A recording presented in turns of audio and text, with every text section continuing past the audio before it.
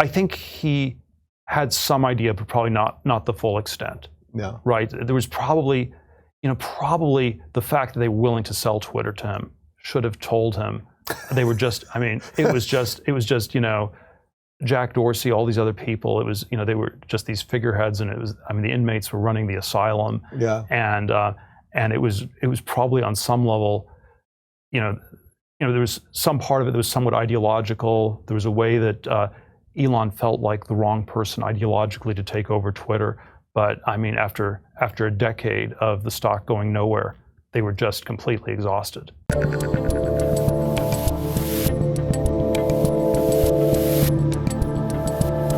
Years ago, once, off camera, you said to me, I wouldn't be a libertarian if any of it worked. And I just thought that line pretty much captures so much of what's happening, even right this moment. You referenced the last 3 years of COVID, where it seems like nothing really works anymore. Our government kind of doesn't work. Our educational institutions don't seem to work. The medical field doesn't seem to work. Is it sort of obvious that they were all not going to work at the exact same time, or how did this happen? Well, I'm tempted to say the rot has been building up for a long time. And if you define technology as doing more with less, so many of these institutions, educational and even healthcare, are kind of the opposite, where you get the same for more or you get less for more. So it's the anti-tech definition. Right, I think of the public schools, probably in some sense the quality of the education is way lower than it was 50 or 60 years ago. The costs are way higher. Mm-hmm. And so you're getting less for more. Mm-hmm. And then there are versions of this with healthcare, where maybe people are getting a little bit better healthcare than they were 30 years ago, but at double the cost. Mm-hmm. So it's again, a lot of it's sort of like a 80% socialist healthcare system that we have, not 100%, but 80%. And there's a lot of stuff that's screwed up with that. So yeah, I think there are a lot of things that had not been working for quite some time, and maybe the interesting question is why people weren't noticing it or something like that. Yeah, so what do you think that is? Is that just our modern lives? We're staring at our phones all day, we're watching TV shows, and we're just not paying attention to what's going on. There were still some parts of our society where things were progressing. And there was certainly some maybe narrow cone of progress around computers, software, internet, mobile internet. And then those parts where there was still progress and where things were still getting better also were somehow distracting us from the lack of progress everywhere else, the ways in which we're not a progressive society. We use the word progressive, gets used all the time, but it doesn't stand for actual progress. And I always say, the iPhones that distract us from our environment also distract us from the way it's strangely old. So you're looking at an iPhone while you're riding in a 100-year-old subway that's completely busted in New York. And so there's something about we have some elements of progress, but they've been distracting us from the lack of progress or even the outright decline. And then there was some kind of crazy crystallizing event like COVID, where you have no science, no rationality. You can't.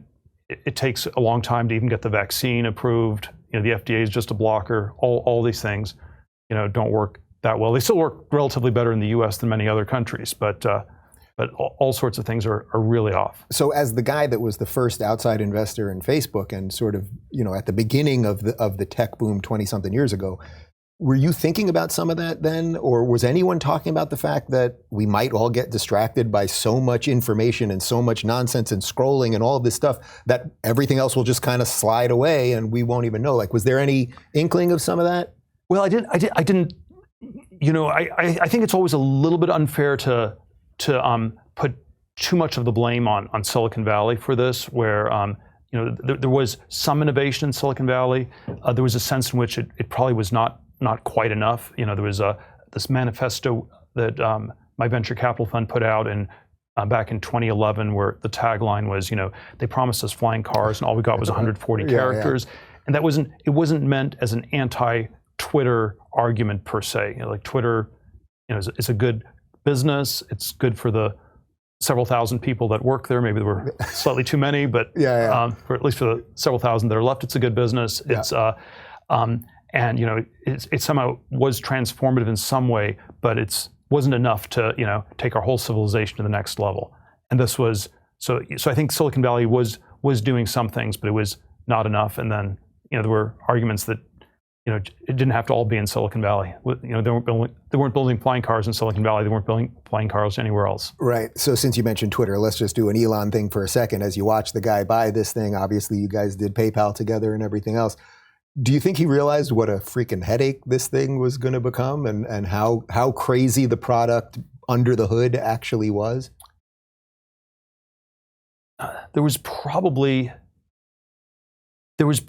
I haven't talked to him about the Twitter acquisition. I think that or just broadly speaking, finding that so many of these things are sort of broken under the hood in a way.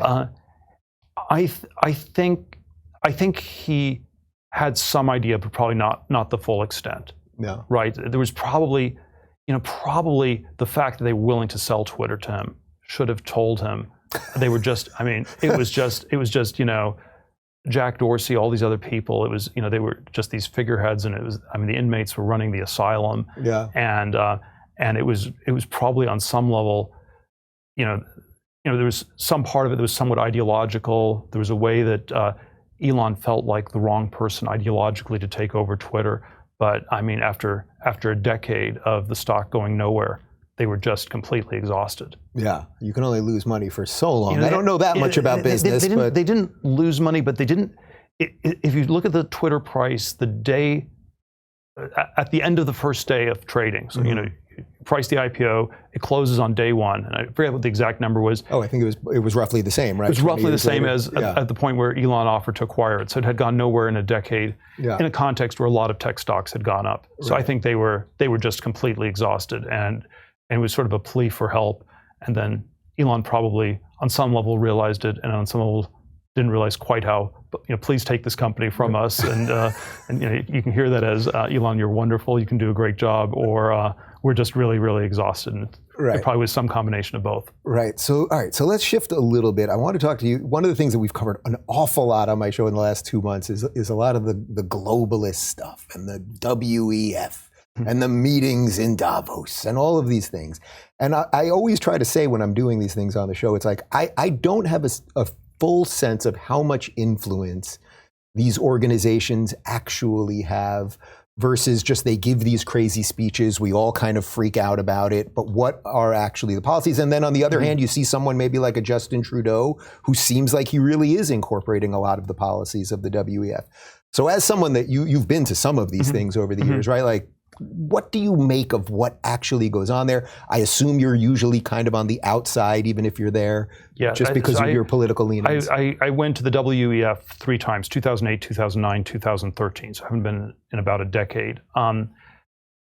It is, I mean, there's things about it that are, maybe talking some about globalism generally.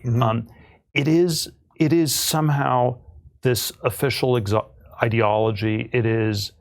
It's in some ways very exhausted.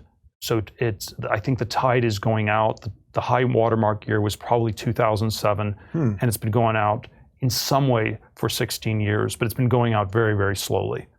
And there are sort of ways that it is, in theory, a borderless, more integrated, more peaceful world is a good world for the 21st century. Theory, that's sure. good globalization. Right. And then there are all kinds of versions of it that are kind of bad, where it just ends up being, a racket for, dictators stealing money and stashing it in Swiss bank accounts, which probably were Davos. You can think of it as a sort of reputation laundering operation or something like that. Yeah. Or there are all sorts of versions of it that are, deeply, deeply unhealthy.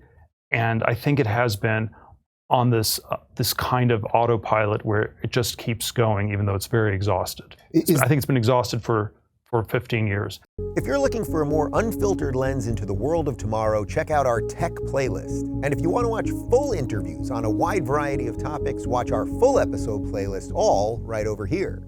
And to get notified of future videos, be sure to subscribe and click the notification bell.